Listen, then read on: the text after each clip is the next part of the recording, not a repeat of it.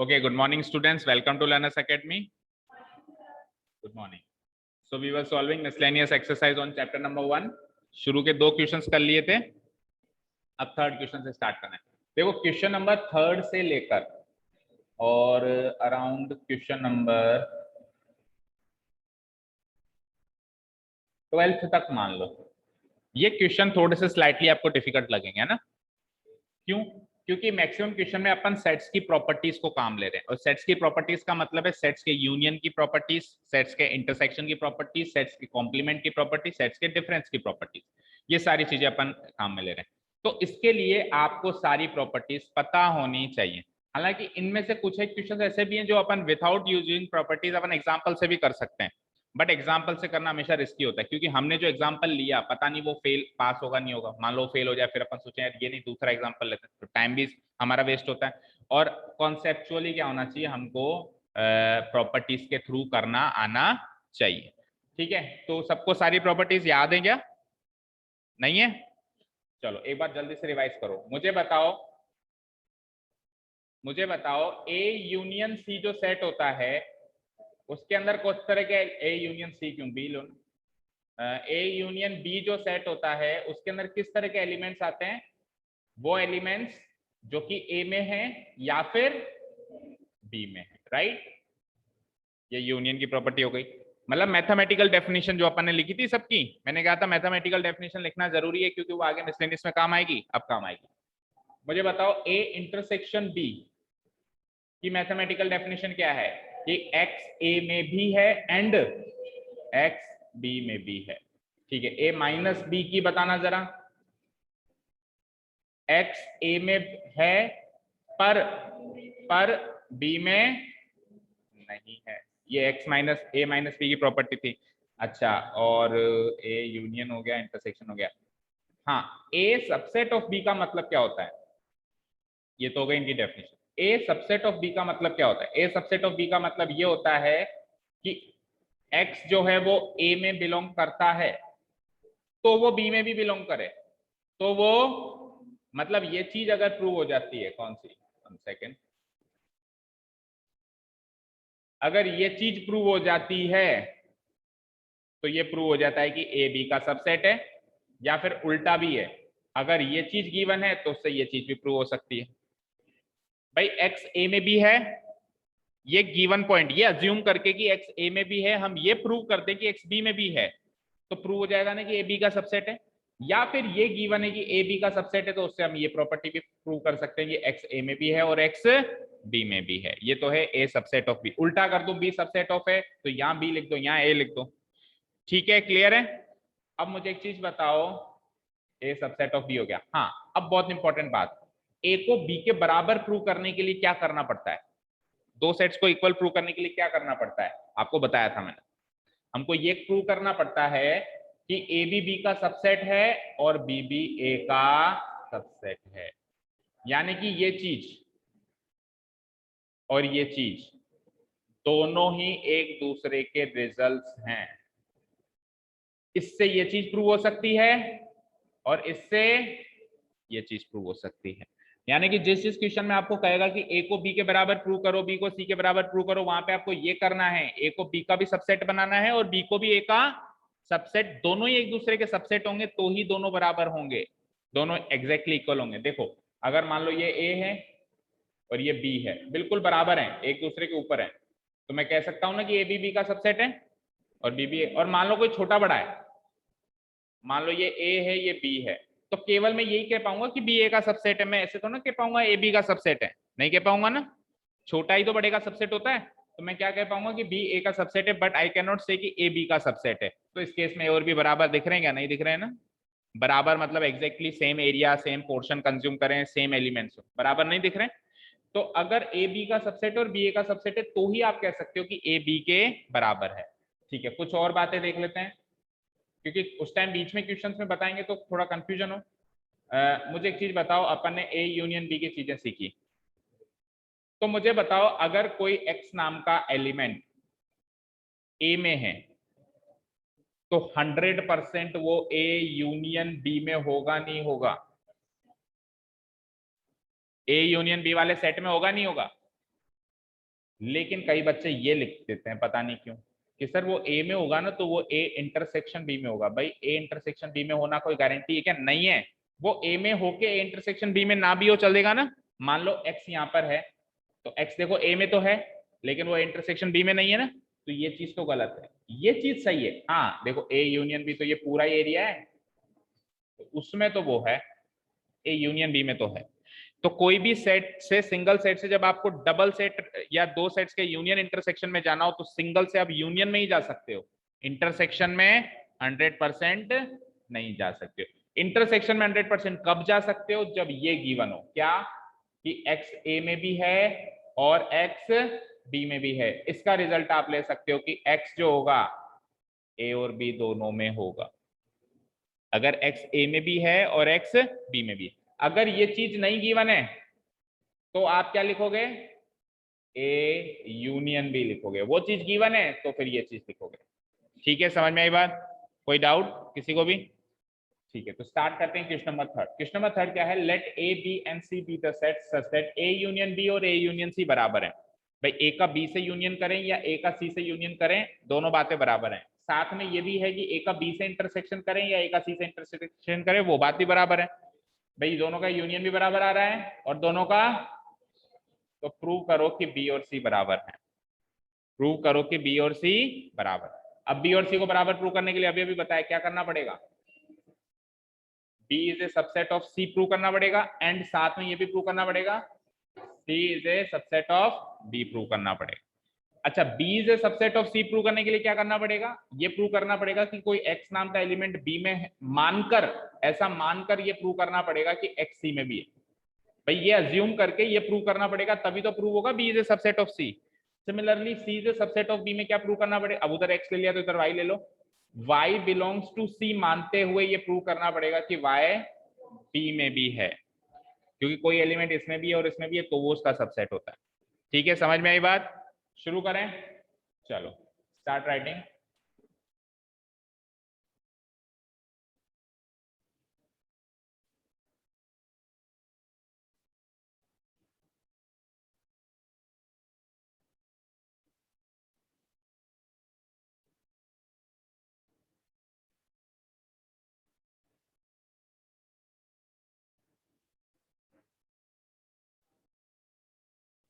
Okay, क्या given है? Here it is given that, given points की बात करते हैं। तो क्या गिवन है? एक तो गिवन है कि ए यूनियन बी बराबर किसके है? ए यूनियन सी, इसको पॉइंट नंबर 1 मान लो। दूसरी क्या चीज गिवन है? कि A intersection B equal to A, तो पॉइंट नंबर 2 मान लो। और टू प्रूव, हमको प्रूव क्या करना है कि सेट बी और सेट सी क्या है? बराबर। इक्वेशन सेट हो गया एक तरीके से।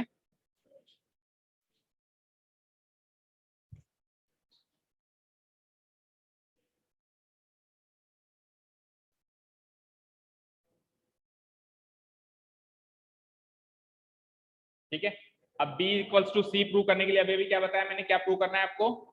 कि b is a subset of c। पहले तो ये प्रूव करना है और बाद में ये भी प्रूव करना है कि c is a subset of b। तो पहले इसकी बात करते हैं। b is a subset of c prove करने के लिए आपको b के अंदर कोई एक एक्सा एलिमेंट मानना है x नाम का। तो सपोज करो, पहले रफली ट्राई करते हैं। मान लो मैंने मान लिया कि x b में बिलोंग करता है। तो अगर x b में बिलोंग करता है तो x 100% a यूनियन b में भी बिलोंग करेगा। मैंने क्या कहा? सिंगल से डबल में आते टाइम यूनियन लगा तो 100% सच होगा, वो होगा। एक्स ए यूनियन बी में बिलोंग कर रहा है, तो फिर एक्स ए यूनियन सी में भी बिलोंग करेगा, क्योंकि दोनों तो बराबर हैं। और एक्स ए यूनियन सी में बिलोंग करने का मतलब क्या होता है? या तो एक्स ए में बिलोंग कर रहा है या फिर एक्स सी में बिलोंग कर रहा है। यस और नो? भाई यूनियन को तोड़ते हैं तो और लगाते हैं। समझ में आया? ए और बी के यूनियन में अगर कोई एलिमेंट है तो या तो वो ए में है या वो बी में है, इसके अलावा कुछ हो सकता है क्या? उन दोनों के बाहर तो नहीं है। एक्स ए में बिलोंग कर रहा है, अच्छा अपन ने बी से सी में है, एक्स ए में बिलोंग कर रहा है, तो मुझे बताओ एक्स जो है, एक्स ए में बिलोंग कर रहा है, तो एक्स ए इंटरसेक्शन बी में भी बिलोंग करेगा। बताओ मुझे क्या प्रूव करना है लास्ट में जाते जाते कि एक्स सी में बिलोंग कर रहा है। देखो यहाँ से तो प्रूव हो गया कि एक्स सी में बिलोंग कर रहा है, अब यहाँ से भी मुझे प्रूव करना है कि एक्स सी में, तो एक्स ए इंटरसेक्शन बी में बिलोंग कर रहा है, इसका मतलब नहीं, ये गलत लिख दिया ना मैंने क्या कहा, सिंगल से आप ऐसे नहीं आ सकते। रुको एक मिनट, एक्स बी में बिलोंग कर रहा है और एक्स ए में भी बिलोंग कर रहा है। हाँ भाई, एक्स बी में शुरू किया था, वहां से ए में आ गए, तो बी और ए दोनों में आ गए, तो अब लिख सकता हूं मैं कि एक्स ए इंटरसेक्शन बी में। भाई दोनों वाली बातें गिवन है, अगर एक बात गिवन है तब तो यूनियन में ही जा सकते हो, लेकिन दोनों बातें हो गई ना गिवन, बी में भी ए में भी, तो लिख सकता हूं कि ए इंटरसेक्शन बी में है, और ए इंटरसेक्शन बी किसके बराबर है, तो ए इंटरसेक्शन सी में भी होगा, और ए इंटरसेक्शन सी का मतलब क्या होता है कि ए में भी है, और तो इससे भी प्रूव हुआ कि एक्स सी में है, और इससे भी प्रूव हुआ कि एक्स सी में। हमने शुरुआत कहां से करी थी, एक्स बी में, तो एक्स बी में शुरुआत करते करते हमने प्रूव कर दिया कि एक्स सी में, that means B is the subset of C. अब इसको अच्छे से ढंग से लिखते हैं, देखो B is equals to C, proof start कर रहा हूं मैं। Let X belongs to B, B से स्टार्ट किया मैंने, तो बी से अगर एक्स बी में है तो एक्स ए यूनियन बी में भी होगा, कोई डाउट नहीं है इसमें तो, और अगर एक्स ए यूनियन बी में है तो एक्स ए यूनियन सी में भी होगा, from equation one, from one, क्योंकि वन में A union B A union C बराबर है भाई, A union B A union C बराबर है, तो मैंने तो ए यूनियन बी की जगह ए यूनियन सी रखा है बस, और कुछ नहीं किया, दोनों बराबर हैं, देखो परी दिख रहा है। अब ए यूनियन सी में बिलोंग करने का मतलब क्या होता है कि या तो एक्स ए से बिलोंग करता है, और या फिर एक्स, उस वाले केस को तो एज इट इज छोड़ दो, क्योंकि ये तो मुझे मिल चुका है। मुझे क्या प्रूव करना था, बी से शुरू करके सी पे लाना था, तो बी से शुरू करके सी पे ले आया मैं, तो इस केस को तो छेड़ना ही नहीं है, ये तो मेरा काम हो चुका है, मेरे को केवल इसको भी सी पे लेके आना है, इस वाले केस को भी मुझे सी पे लेके आना है, तो इधर सॉल्व करो, उसको एज इट इज रहने दो। अब मुझे बताओ, शुरुआत करी थी साहब एक्स बिलोंग्स टू बी पे, और खत्म कर रहे हो एक्स बिलोंग्स टू ए, तो इस केस की बात करूं तो इस केस के हिसाब से एक्स ए और बी के इंटरसेक्शन में भी आएगा, आएगा, ठीक है, तो मैं लिख देता हूं इम्प्लाइज, यहां से x belongs to a intersection b, which implies कि x belongs to a intersection c, क्योंकि a intersection b और a intersection c तो बराबर है ना, और यहाँ पे ये और लगा के सेम चीज लिखे जाओ, x belongs to c, क्योंकि उसको तो छेड़ेंगे ही नहीं, वो तो हम प्रूव कर चुके हैं कि c में है। यहाँ पे क्या लिख दूंगा, from what, from equation two, equation two से लिखा ना हमने ये a इंटरसेक्शन b और a इंटरसेक्शन c को बराबर, ठीक है। अब दोनों में है, इंटरसेक्शन का मतलब क्या होता है, ये इसमें भी है और सी में भी है, तो इससे क्या ये चीज प्रूव हो सकती है कि एक्स ए में है, उससे तो मुझे मतलब ही नहीं है, सी में है, ये चीज प्रूव हो गई, और यहां से भी सी में था, तो ये केस लिया तो भी सी में प्रूव हो रहा है, और वो केस लिया तो भी सी में प्रूव हो रहा है, यानी 100% एक्स सी में है भाई। और पे मैंने इसको दो केस में तोड़ दिया कि या तो ये होगा या ये होगा, तो इधर से भी प्रूव हुआ कि एक्स सी में है, और इधर से भी अल्टीमेटली प्रूव हो गया कि एक्स सी में, यानी कि इन दोनों केसेस में अगर वो एक्स सी में प्रूव हो रहा है, implies X belongs to C, start किया था एक्स बिलोंग्स टू बी पे, खत्म किया X belongs to C, that means B is a subset of C, ठीक है, समझ आया सबको, that means B is a subset of C. मैं क्या लिख दूंगा, so we have x belongs to b, start करने से मिलता है x बिलोंग्स टू c, ठीक है ना, x belongs to b, therefore b is a subset of c।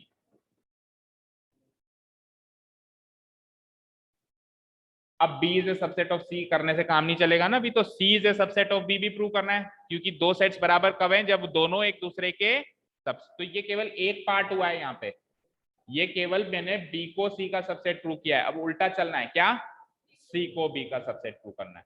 तो अब जैसे इसमें x को b से स्टार्ट किया था, अब किससे स्टार्ट करो, c, लेकिन x मत लेना क्योंकि एलिमेंट चेंज करना पड़ेगा, नहीं तो उसी एलिमेंट का रेफरेंस लिया जाएगा, अगर मैं x लिखूंगा तो वो चेक करने वाला उसी x को पकड़ेगा, उसका काम हो चुका है। अब कोई y नाम का एलिमेंट लेते हैं ना,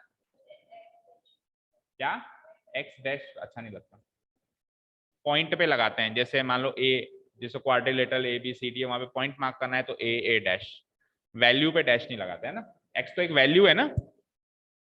again let us suppose, again let, कहां से शुरू करूं, y बिलोंग्स टू सी से शुरू करूं ना। अब मुझे बताओ अगर y सी में है तो y 100% ए यूनियन सी में भी होगा। देखो क्या किया था, x को b से स्टार्ट किया था, तो वहां से मैंने क्या रिजल्ट निकाला था कि ए यूनियन बी में भी होगा और फिर ए यूनियन सी में भी होगा। तो अभी मैंने सी से स्टार्ट किया है, तो वो ए यूनियन सी में भी होगा, और वहां से उल्टा कर रहे हैं, बस जस्ट उसका रिवर्स प्रोसेस कर रहे हैं। तो ए यूनियन सी में होगा और A union C A union B के बराबर है, तो implies y belongs to A union B from equation 1, क्योंकि इक्वेशन 1 में हमने क्या किया है, ए यूनियन सी और ए यूनियन बी को बराबर किया। यूनियन को वापस तोड़ो, बोलो कैसे तोड़ोगे, या तो y बिलोंग्स टू ए और y बिलोंग्स टू बी। अब आप क्या प्रूव करना चाह रहे थे, C is a subset of B, तो ये चीज तो प्रूव हो गई, जैसे उसमें दूसरा केस तो पहले ही केस में प्रूव हो गया, तो इसको तो सेम टू सेम लिखते जाएंगे और इसको सॉल्व करते जाएंगे। तो सुनो भाई, सी में भी है ए में भी है, that means A intersection C में होगा। इस केस को कंसीडर करें तो भाई सी से शुरू किया, y सी में है, y नाम का एलिमेंट सी में है, और प्रूव हुआ कि y नाम का एलिमेंट ए में है, तो यानी कि सी और ए दोनों में है ना, तो यानी कि ए इंटरसेक्शन सी में है। इस केस को कंसीडर करें, इस केस को कंसीडर करें तो y जो है ए इंटरसेक्शन सी में, और उस केस को तो छेड़ेंगे ही नहीं, y बिलोंग्स टू। अब ए इंटरसेक्शन सी किसके बराबर है भाई, ए इंटरसेक्शन बी के बराबर है, और उस केस को तो छेड़ेंगे ही नहीं। और हमने ए इंटरसेक्शन सी और ए इंटरसेक्शन बी को बराबर कहां से किया, फ्रॉम इक्वेशन 2 से किया। अब अगर ए और बी दोनों में है, ए और बी दोनों में है, तो 100% बी में भी है। अगर ए और बी दोनों में है तो 100% बी में भी है। तो यहां से भी हम एक ही बात पे पहुंचे कि वाई बी में है, और यहां से भी हम एक ही बात पे पहुंचे वाई बी में, तो कुल मिला के वाई बी में तो 100% है। तो y सी में है, यहां से शुरुआत करी थी, खत्म कहां पे किया, y b में है। सो वी हैव y सी में है इंप्लाइज y, मतलब इससे शुरुआत करी और खत्म इस पे किया, therefore c is a subset of b। अब b is a subset of c भी प्रूव हो गया, और c is a subset of b भी प्रूव हो गया, तो प्रूव हो जाएगा कि b और c दोनों बराबर के सेट्स हैं। लास्ट टाइम लिखेंगे, now we have B is a subset of C and साथ में C is a subset of B, hence B equals to proof। तो 10 तक या 12 तक तो इस टाइप के क्वेश्चंस मिलेंगे सारे, तो रेडी रहना। ये माइंडसेट, तो ये प्रॉपर्टीज याद होनी चाहिए कि यूनियन में है तो किस में होगा, इंटरसेक्शन में है तो किस में होगा, यूनियन में दो केस कैसे बनेंगे, ठीक है। और ये भी एक ट्रिक है कि हम स्टार्ट कहां से करें, ठीक है ना। अब जैसे इसमें स्टार्ट कहां से किया, बी और सी बराबर करने थे, तो दो चीजें करनी है, बीसी का सबसेट सी बी का सबसेट। चलो पहली चीज पकड़ते हैं, बीसी का सबसेट। तो बीसी का सबसेट प्रूव करने के लिए क्या करना पड़ेगा, कोई एलिमेंट जो बी में है वो सी में भी है, तो स्टार्ट वहीं से करना पड़ेगा कि कोई एलिमेंट मानो जो बी में है, ठीक है। फिर सी बी का सबसेट प्रूव करने के लिए क्या करना पड़ेगा कि जो एलिमेंट सी में भी है वो बी में भी मानना पड़ेगा। तो स्टार्ट करो कि कोई एलिमेंट सी में भी, और प्रूव कर दो कि वो बी में भी, ठीक है, क्लियर, ठीक है। Hence B is equals to C proved. Khushi, does chewing the gum makes you more comfortable, ऐसा है क्या, क्योंकि more frequently I have seen you chewing the gums in the classes and in the corridors and outside. देखो, chewing the gum is beneficial only when you want to get away from the distractions. जब आपको distraction से दूर जाना हो तब आप chewing gum करते हैं, तो आपका ध्यान, जैसे क्रिकेटर्स और स्पोर्ट्स पर्सन जो होते हैं वो खाते हैं, वो क्यों खाते हैं, ताकि वहां पे शोर होता है बहुत, वहां पे शोर होता है तो उनका मुंह चलता रहता है, तो उनका ध्यान उस शोर पे नहीं जाता है। वहां पे कमेंटिंग भी होती रहती है, जैसे कोई ग्राउंड पे खड़ा है तो कोई चिल्लाता रहता है, ओए कोहली, तो अब उसका ध्यान वहां ना जाए, तो इसलिए वो च्युइंग गम करते रहते हैं। यहाँ पे तो अपने को डिस्ट्रैक्शन, यहाँ पे तो अपने को इधर फोकस करना है, तो मेरे हिसाब से अगर अपन च्युइंग गम करेंगे तो अपन इधर से भी डिस्ट्रैक्ट होंगे, तो क्लास में इसीलिए भाई लोग बात कहते हैं कि chewing gum is not beneficial. ठीक है, तू क्यों? और नेक्स्ट टाइम ध्यान रखना, मैं आपको डांट नहीं रहा हूं, मैंने एक लॉजिक बताया है। अगर बेनिफिशियल होता तो मैं सबको ही अलाउ कर देता, तुम भी खाओ, तुम, मैं खुद भी खाने लग जाता। बट वो बेनिफिशियल नहीं है, आप यहाँ से डिस्ट्रैक्ट हो। ठीक है, कल को कोई मैच वैच खेलने चलेंगे ना, कल को कोई मैच वैच खेलने चलेंगे, फिर खाएंगे सारे। ठीक है, तो हर चीज जरूरी होती है, लेकिन हर एक सही समय पर। ठीक है जी, ये क्लियर है? ये यहाँ पे थोड़ा सा समझ लेना यार, है ना, थोड़ा सा डिजिटली पूरा लिख नहीं पाते अच्छे से। ये तो सबसेट है और ये सी। ठीक है, क्लियर है? चले नेक्स्ट क्वेश्चन पे, पढ़ो आप एक बार नेक्स्ट क्वेश्चन।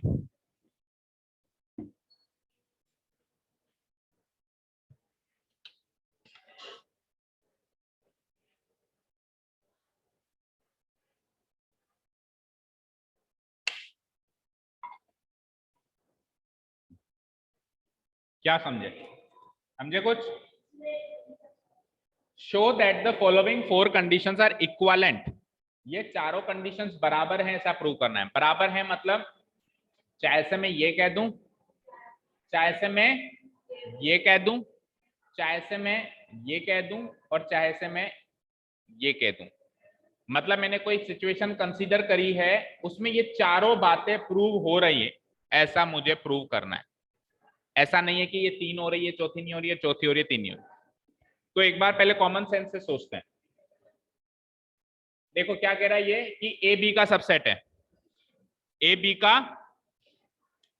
अब ए बी का सबसेट है तो या तो ए बी के बराबर है एग्जैक्टली, या उससे छोटा है, बड़ा तो नहीं हो सकता। भाई ए बी का सबसेट है तो या तो दो बातें हो सकती हैं, या तो बी बाहर है और ए अंदर है, या फिर हो सकता है दोनों बराबर हो, बी भी यही हो और ए भी यही हो। दोनों बराबर होगा तो भी तो ए बी का सबसेट होगा। तो दो केस बन गए हमारे। अब दूसरी चीज को भी तो फुलफिल करना है। दूसरी चीज क्या कह रही है कि a माइनस बी 5 है, यानी कि a में से b के एलिमेंट्स हटा दो तो कुछ भी नहीं बचता है, यानी कि a और b बराबर हैं। समझ रहे हो? भाई a में से b के एलिमेंट्स हटाए तो कुछ भी नहीं बचा, तो यानी कि a और b बराबर हैं, यानी कि सेकंड केस हुआ, ये केस फेल हो गया। तीसरी केस, a यूनियन b है, तो जब दोनों बराबर हैं तो दोनों का यूनियन b होगा, ये केस भी फाइनल हो गया। और a इंटरसेक्शन b a है, दोनों का इंटरसेक्शन ले तो a हो गया। तो यानी कि एक्चुअली क्या चीज को शो कर रहे हैं, ये चारों चीज एक ही चीज को शो कर रहे हैं कि a is equals to B. ठीक है, आंसर नहीं देखना बेटा, शो करना है अपने को। Show that the following four conditions are, मैं तो आपको इलस्ट्रेशन बताया था कि a is equals to B के ही ये रूप हैं, क्योंकि a is equals to B होगा तो a सबसेट ऑफ b भी होगा, a माइनस बी 5 भी होगा, क्योंकि सारे a और b बराबर हैं, सारे एलिमेंट्स हटा दिए तो कुछ बचा ही नहीं ना। a यूनियन b b भी होगा और a इंटरसेक्शन b a भी होगा। ए भी हो सकता है लेकिन बी भी हो सकता है ना। उसने कहा कि ये सही है कि नहीं है, ये तो सही है ना, ए भी हो सकता है, और उसी तरीके से ए इंटरसेक्शन बी भी एक ही जगह बी भी हो सकता है। बट उसने क्या कहा, वो चीज सही है या नहीं है, और क्या क्या हो सकता है उस चीज पे टिप्पणी नहीं करनी है अपने को। अपने को तो ये बताना है कि ये चीज सही है या नहीं है। The best way to solve such type of questions is that use examples. ठीक है, प्रॉपर्टी, क्योंकि देखो कई कई क्वेश्चन में आपको पता है क्या कहेगा, using the properties of sets, तो वहां पे तो हम बंद गए, वहां पे तो हम क्या हो गए, बंद गए, कि अपने को एग्जांपल से ही ले प्रॉपर्टीज ही यूज करनी है मैथमेटिकल डेफिनेशन के अकॉर्डिंग। लेकिन इसमें जहां ऐसे क्वेश्चन आएंगे उसने नहीं कहा ना कहीं भी कि एग्जाम्पल शो करो, तो हम क्या करेंगे, प्रॉपर्टी शो करो, ऐसा नहीं कहा, तो हम क्या करेंगे, एक एग्जाम्पल ले लेंगे। देखो चार कंडीशन कौन कौन सी है। The given four conditions are, लिखो,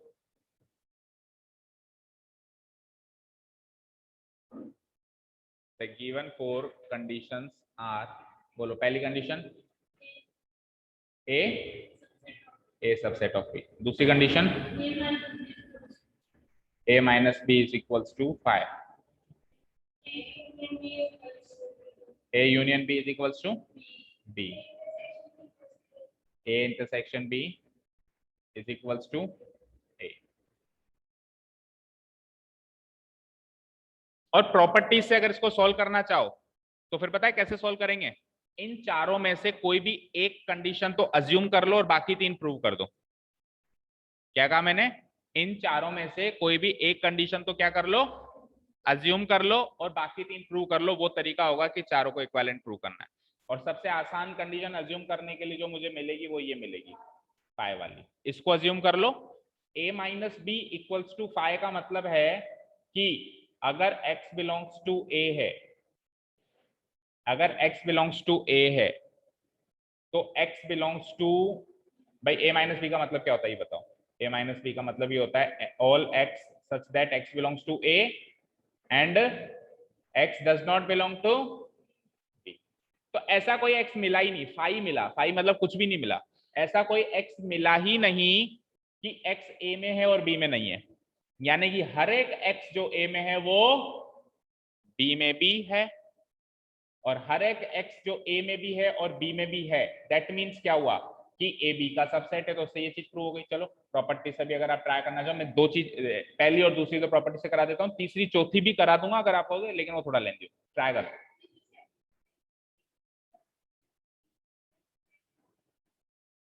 बी सबसेट, देखो a, इससे हम ये प्रूव कर देंगे कि a और b बराबर हैं। तो a और b अगर बराबर हैं तो b सबसेट है a का, ऑब्वियसली।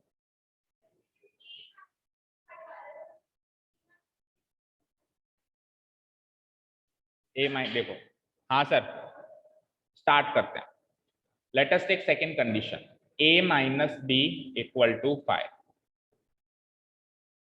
ठीक है, we know that a minus B होता क्या है, वी नो दैट, पहले एक बार देख लो आराम से फिर लिख लेना। a माइनस बी होता क्या है, उन सारे सेट्स का, उन सारे एलिमेंट्स का सेट होता है जो a में तो है एंड b में नहीं है, यही होता है। और इसकी वैल्यू आ रही है 5, इसकी वैल्यू क्या आ रही है, यानी ऐसा कोई x है ही नहीं जो a में है और b में नहीं है। ऐसे x लिखने थे सेट में जो a में है और b में नहीं है, और उसकी वैल्यू 5 गिवन है।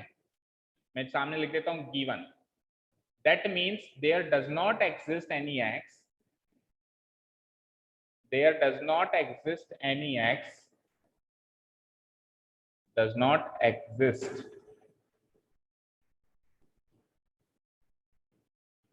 exist any x such that x belongs to a हो जाए एंड साथ में x does not belong to b हो जाए। इसका मतलब ये है कि every x is such that, यानी कि जितने भी x हैं वो इस तरह के हैं, every x is such that कि x a में भी है और b में भी। ठीक है, सारे के सारे x ऐसे ही हैं कि a में भी हैं और b में भी हैं। तो अगर x a में भी है और b में भी है, दैट मीन्स, हाँ आप सही कह रहे हो कि b is a subset of a नहीं प्रूव होगा, a is a subset of b prove होगा। तो प्रूव हो गई पहली कंडीशन। सेकंड कंडीशन अज्यूम करी तो पहली कंडीशन प्रूव हो गई, भाई x a में भी है और x b में भी है, that means a is a subset of b। तो ये पॉइंट नंबर फर्स्ट प्रूव्ड हो गया, सेकंड अज्यूम करने से पॉइंट नंबर फर्स्ट प्रूव। अब एक बार पॉइंट नंबर फर्स्ट प्रूव हो गया ना, तो अब हमारे पास दो गिवन पॉइंट्स हैं, पॉइंट नंबर फर्स्ट भी गिवन है और पॉइंट नंबर बाकी के चीजें प्रूव करने के लिए, क्योंकि हमको प्रूव करना है कि चारों कंडीशन इक्विवेलेंट है, कोई भी एक उठाए दूसरा प्रूव हो गया। तो अब हमारे पास दोनों चीजें हैं, ए सबसेट ऑफ बी भी है और a minus B equals to 5 भी है। अब तीसरी चीज क्या प्रूव करनी है बताओ, ये हमने पहली चीज उठाई थी, तीसरी चीज क्या प्रूव करनी है बोलो, a union b equals to b। मुझे बताओ इसको प्रूव करने के लिए क्या क्या करना पड़ेगा, a union b is equals to b, इसको प्रूव करने के लिए क्या क्या करना पड़ेगा, दो सेट्स को इक्वल प्रूव करने के लिए क्या करना पड़ता है, अभी अभी बताया, इससे पिछले क्वेश्चन में किया है ना, दो सेट को इक्वल। एक तो ये प्रूव करना है कि a यूनियन b, ये वाला जो सेट है वो सबसेट है b का, और दूसरा क्या प्रूव करना है कि ये वाला जो सेट है वो सबसेट है a यूनियन b का। ठीक है, समझ में आई बात?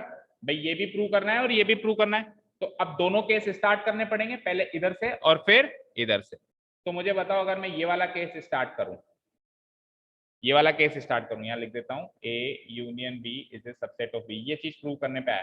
तो मैंने मान लिया कि let x belongs to A union B. तो अगर x ए यूनियन बी में है तो दो केस बनाओ, इसका मतलब या तो x ए में है और या फिर x बी में है। ठीक है, x ए में है और x बी में, तो यहां से तो प्रूव हो गया कि ये बी में है। भाई हमको ये प्रूव करना है कि वो बी में है, तो यहां से तो प्रूव हो गया कि ये बी में। अब केवल इस केस को अपन फॉलो करते चलेंगे, ये तो सेम टू सेम लिखते चलेंगे। अब इस केस से भी ये चीज प्रूव करनी है कि x बी में है। तो मुझे बताओ, सोचो जरा, अगर ए बी का सबसेट है, पहले प्रूव कर चुके हो आप, पहले प्रूव कर चुके हो ए बी का सबसेट है, तो अगर ए बी का सबसेट है तो एक्स ए में होना एक्स बी में होने की भी गारंटी देगा। और वहां से तो वैसे भी वही चीज थी कि एक्स बी का सबसेट है और एक्स बी में बिलोंग करता है। तो दोनों केस से एक ही बात निकली कि एक्स बी का बी से बिलोंग करता है। इसके आगे रीजन लिखूंगा, because A is a subset of B. A is a subset of B है, तभी तो एक्स ए में भी है और बी में भी है। तो दोनों से एक ही चीज प्रूव हो गई। शुरू कहां से किया था, यहां से, खत्म कहां पे किया, यहां पे। दैट मीन्स ये चीज प्रूव हो गई, हो गई। तो क्या लिखूंगा मैं, so we have x belongs to a union b से शुरुआत करते हैं तो मिलता है x बिलोंग्स टू b। इसका मतलब a union b is a subset of b। अब ये तो एक केस हुआ है केवल, अब दूसरा केस कौन सा है, ये वाला। अब इसको प्रूव करो कि b is a subset of a union b। b is a subset of a। तो इस बार शुरुआत कहां से करेंगे, b से। तो लेट, अब वहां पे x लिया तो यहाँ पे क्या लेंगे, y। Let y belongs to b। तो अगर y b में बिलोंग करेगा, 100% a यूनियन b में बिलोंग करेगा। ऐसे ही प्रूव हो गया। भाई यूनियन में तो आप सीधे ही पहुंच सकते हो ना। भाई कोई सेट अगर a में है तो वो a यूनियन b में भी है ना, या वो b में है तो भी वो a। तो यहां से यहां प्रूव करना तो बहुत आसान है। अगर वो b में है तो वो a यूनियन b में तो होगा ही होगा। इंटरसेक्शन में होने की गारंटी नहीं होती है, बस इंटरसेक्शन में होने के लिए दोनों चीजें चाहिए कि a में भी है और b में भी है। लेकिन यूनियन में होने की तो गारंटी है, अगर a में है तो भी वो a यूनियन b में है और अगर वो b में है तो भी। तो अगर y बिलोंग्स टू b है तो 100% वो a यूनियन b में भी होगा। तो b से शुरुआत करके a यूनियन b में गया, therefore b is a subset of a union b। दोनों बातें सॉल्व हो गई क्या। नाउ वी हैव हमारे पास ये भी है कि a union b is a subset of b, and साथ में हमारे पास ये भी है कि b is a subset of. तो दोनों बातें अगर हैं, hence we can say that कि a यूनियन b और b दोनों बराबर है, राइट। तीसरी अब है आखिरी बात। आखिरी बात क्या थी कि a इंटरसेक्शन b को a के बराबर करना है। इसमें भी वही दो केस, a इंटरसेक्शन b को किसके बराबर करना है, a के बराबर। तो दो केस कौन से बनाओगे, एक तो बनाओगे कि a इंटरसेक्शन b सबसेट होना चाहिए a का, एंड साथ में a सबसेट होना चाहिए। शुरू करें पहले वाले से, पहला case a intersection b subset होना चाहिए a का। इसको शुरुआत करने के लिए मैं a इंटरसेक्शन b का कोई एलिमेंट ले लेता हूं x। Let x belongs to a intersection b। अब यहां से मुझे प्रूव करना है कि वो a में, तो ऑब्वियस बात है भाई a और b के इंटरसेक्शन में है तो a में भी होगा। हो गया प्रूव। अगर a और b के इंटरसेक्शन में है कोई एलिमेंट तो a में भी होगा, नहीं होगा, होगा ना। तो यहां से तो हमने सीधे सीधे पहला केस तो बहुत आसानी से प्रूव कर लिया कि x belongs to a intersection b से हमें मिला कि x a में भी है। तो उससे मैं कह सकता हूं कि a इंटरसेक्शन b जो है वो सबसेट है a का। चलते हैं दूसरे केस की तरफ। अब प्रूव करना है कि a सबसेट है इंटरसेक्शन b का। वो थोड़ा सा टिपिकल हो सकता है, a सबसेट है a इंटरसेक्शन b का। तो अब स्टार्ट करेंगे, let y belongs to a। अब सुनो, मैंने क्या कहा था कि सिंगल से यूनियन पे आसानी से आ सकते हो, इंटरसेक्शन पे आसानी से।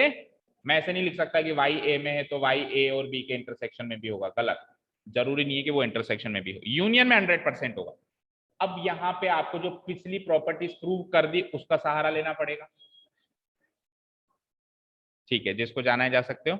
फिर आप ये लास्ट का ये क्वेश्चन के बाद बस ये लास्ट ही क्वेश्चन कराऊंगा, इसके बाद नहीं करवा रहा हूँ मैं, तो बस हाँ ये लास्ट ही है ना। तो आप है ना लास्ट का 5 मिनट्स का वीडियो देख लेना बस, ठीक है। अब क्या करेंगे, अब मिसलेनियस में थोड़ा टाइम लगता ही है अपने को, फिर अभी सैटरडे संडे अपन कवर करेंगे सारा, ठीक है ना।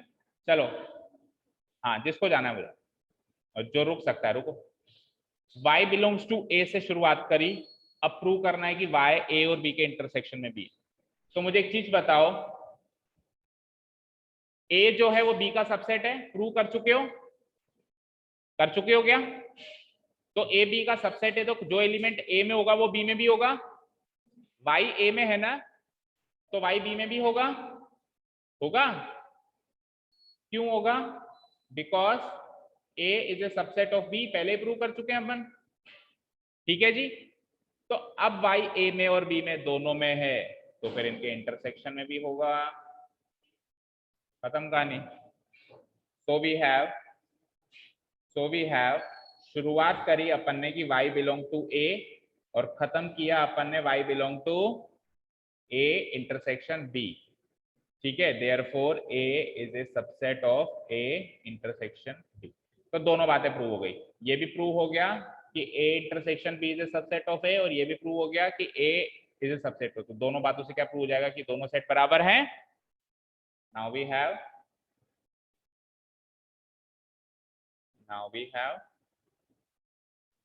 पहली बात क्या है हमारे पास कि a intersection b is a subset of a, और दूसरी बात क्या है हमारे पास कि a is a subset of intersection b।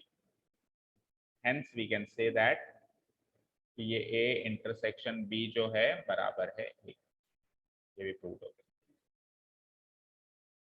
अब आप चाहो तो नोट डाउन कर सकते हो।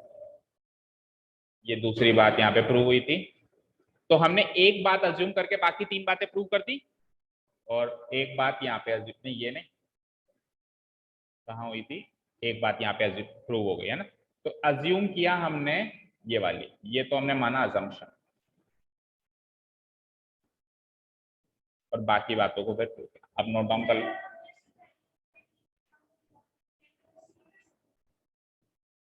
वेन डायग्राम जैसे मैंने पहले अभी स्टार्ट करने से पहले समझने के लिए कर सकते हो, उसको समझाओगे कैसे?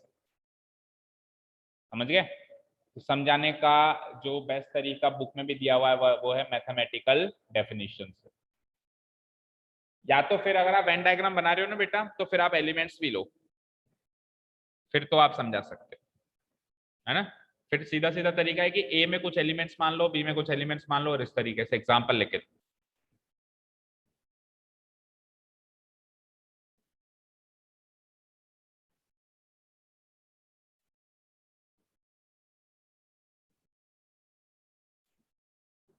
ठीक है, तो नोट डाउन ही करना है आपको, है ना। वैसे भी तो वीडियो तो ऑफ कर देते हैं, 1 मिनट रुको, पूरा स्क्रॉल कर देता हूँ। जितने भी व्यूअर्स हैं, नोट डाउन करना हो तो वीडियो को पॉज करके नोट डाउन करना बच्चों।